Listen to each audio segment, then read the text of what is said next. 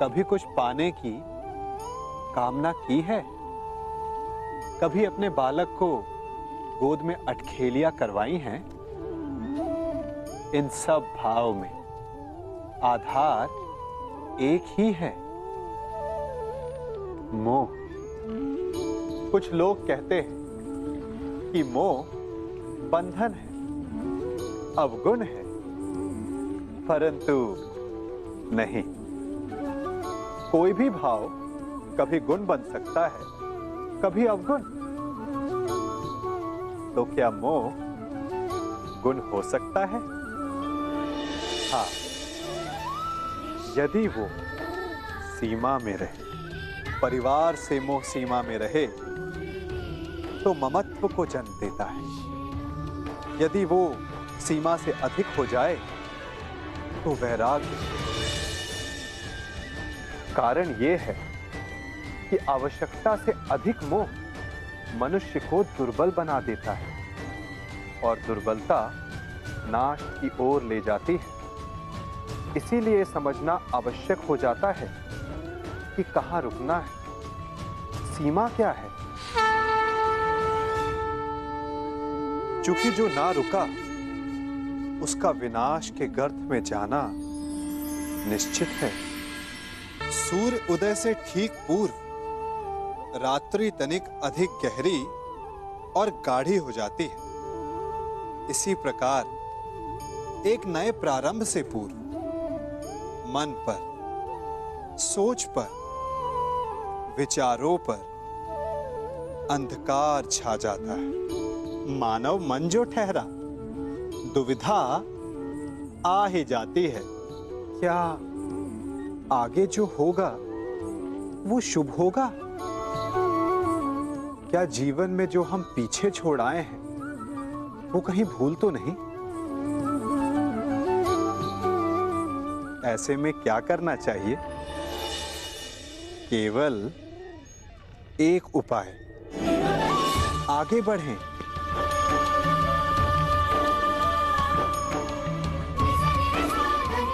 क्योंकि आगे बढ़ने के लिए हमें अपने पांव से उस धरा को ढकेलना पड़ता है जिस पर हम खड़े हैं।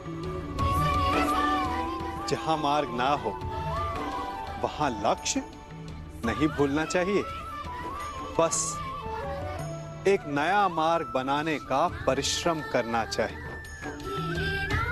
क्योंकि नया मार्ग बना तो लक्ष्य मिलेगा ही, और यदि लक्ष्य नव निर्माण का हुआ तो मार्ग भी बनेगा।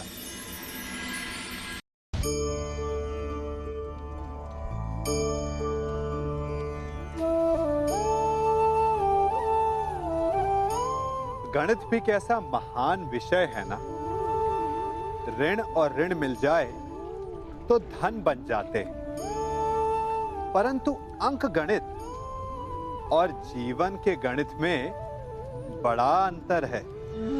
बुरे से बुरा मिल जाए तो कभी अच्छा सिद्ध नहीं हो सकता। यदि दो बुरे संधि कर तो वो अधिक भयंकर सिद्ध होते हैं।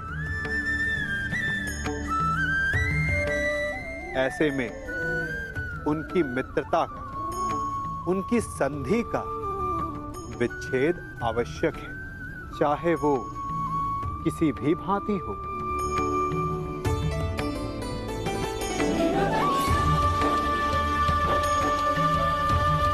यदि खूंटा धरती में फंस जाए तो सदा खूंटे पर प्रहार नहीं करते, कभी कभी धरती को भी खोदना पड़ता है। इसीलिए श्रेष्ठ यही है कि संधि करने से पूर्व विचार कर लिया जाए। यदि परिणाम भयंकर दिखे तो उससे उसका विच्छेद कर दिया जाए। शांति किसे नहीं चाहिए? मानव युद्ध भी शांति के लिए ही करता है और संधि भी।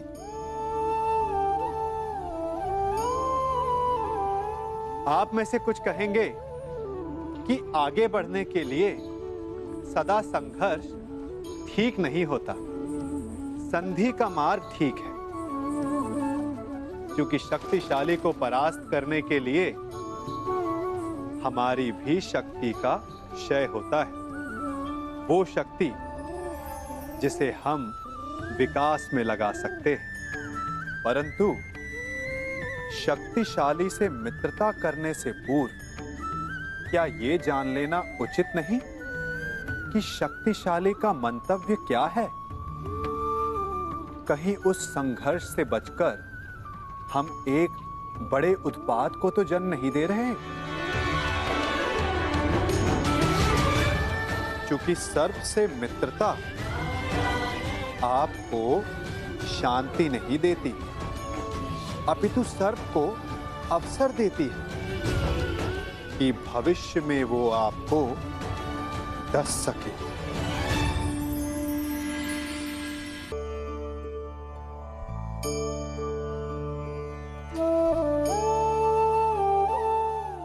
आप जिनसे प्रेम करते हैं सदा उनके समीप रहना चाहते हैं, नहीं चाहते कि कभी अपनों से दूर होना पड़े, बिछड़ना पड़े।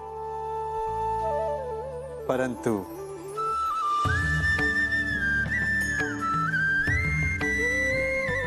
एक समय के पश्चात अपनों से दूर हो जाना उन्नति के लिए आवश्यक है। आप माता पिता हैं ना? यदि आप अपनी संतान के जीवन के हर पग पर उनका मार्गदर्शन करते रहेंगे तो आपकी संतान स्वयं मार्ग चुनना कैसे सीखेगी? मार्ग के कांटों से स्वयं को बचाना कैसे सीखेगी? इसीलिए एक समय के पश्चात अपनों से बनाई गई दूरी सदा लाभदायक रहती है।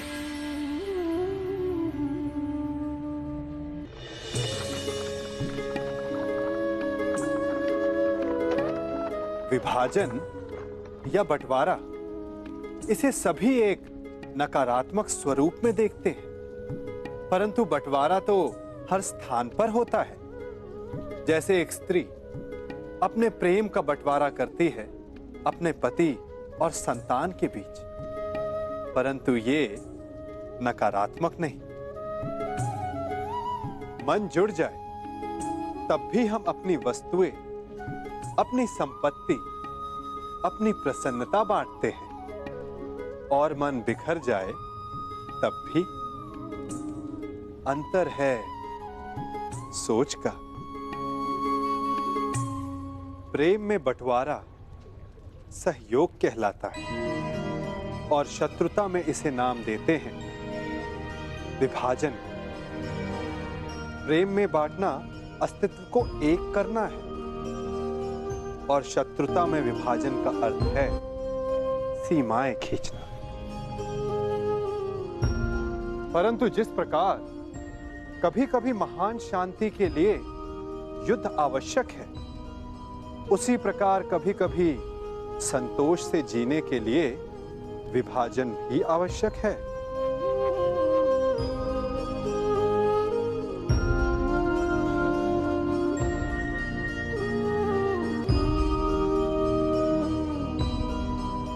इस पात्र को देख रहे हैं? इसमें दरार आ गई है।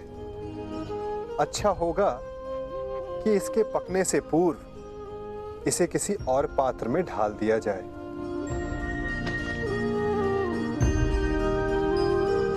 अन्यथा यदि ये पक गया तो किसी काम का नहीं रहेगा। वैसे विभाजन तो तभी हो जाता है जब मन से एक दूसरे के लिए आदर समाप्त हो जाए। यद्यपि विभाजन एक विध्वंस है,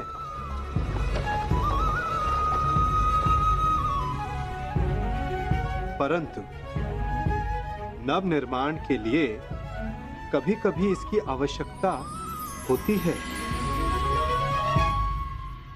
ईर्ष्या, जलन, द्वेष, ये हमारे सबसे बड़े शत्रु हैं।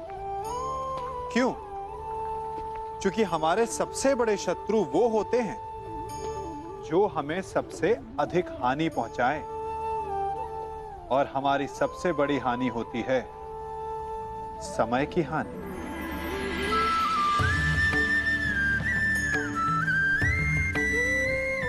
सबके पास जीवित रहने का एक सीमित समय होता है। कोई भी सदा अमर नहीं रहता। जलन और द्वेष के कारण हम जो समय अपने विकास और प्रगति में लगा सकते थे, वो समय हम उसके विषय में सोचने में लगा देते हैं जिससे हमें ईर्ष्या है। जलन की अग्नि शत्रु से अधिक स्वयं को जलाती है, तो अपने जीवन को धुआं बना देना क्या उचित है? किसी की प्रगति को देखकर अपने मन में ईर्ष्या और जलन लाने से उचित क्या ये नहीं होगा कि हमारे कारण किसी के होठों पर मुस्कुराहट आए? एक बार अपने मन से जलन को निकाल के तो देखिए, अपने आप को बहुत ऊंचा पाएंगे और समझ में आएगा कि इस ईर्ष्या के कारण हमने क्या क्या खो दिया है। मनुष्य है ना हम, भय तो लगेगा ही।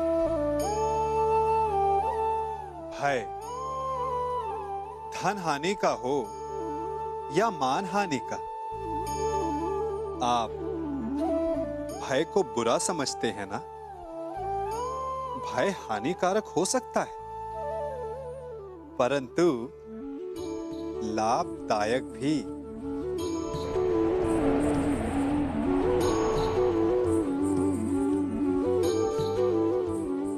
सोचिए, किसी अनुचित कार्य के परिणाम का भय क्या आपको वो कार्य करने से रोक नहीं लेता?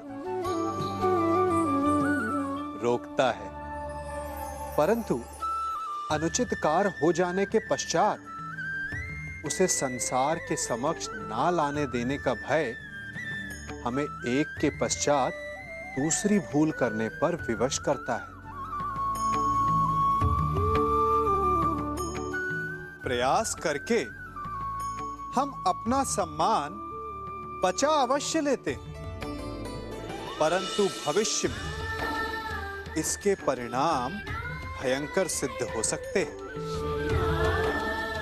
इसीलिए कोई भी कार्य करने से पूर्व उसके परिणाम को जानना जितना आवश्यक होता है, उतना ही आवश्यक होता है कोई भूल हो जाने के पश्चात उसे तुरंत स्वीकार कर लेना।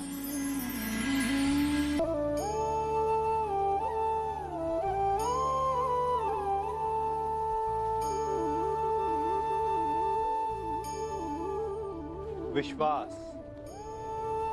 ये केवल शब्द नहीं, ये वो नींव है जिस पर मनुष्य का जीवन टिका हुआ है।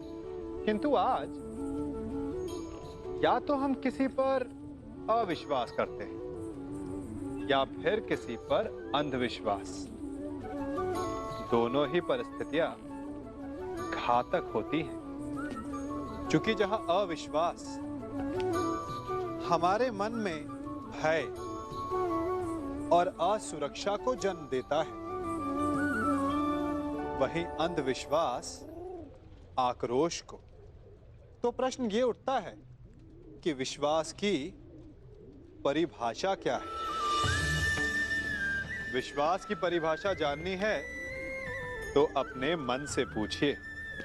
पहले स्वयं पर विश्वास कीजिए कि आप इस संसार के सबसे महत्वपूर्ण व्यक्ति हैं, और ये विश्वास आपको अपनी शक्ति का ज्ञान करवाएगा, और शक्ति अपने उत्तरदायित्व का, और फिर अपने आप लक्ष्य मिल जाएगा, मार्ग मिल जाएगा।